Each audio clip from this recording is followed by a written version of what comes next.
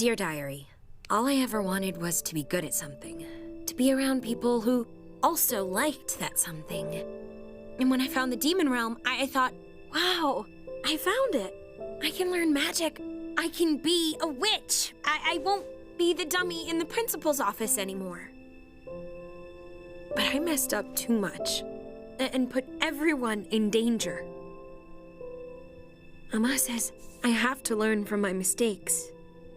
So I know what I have to do now.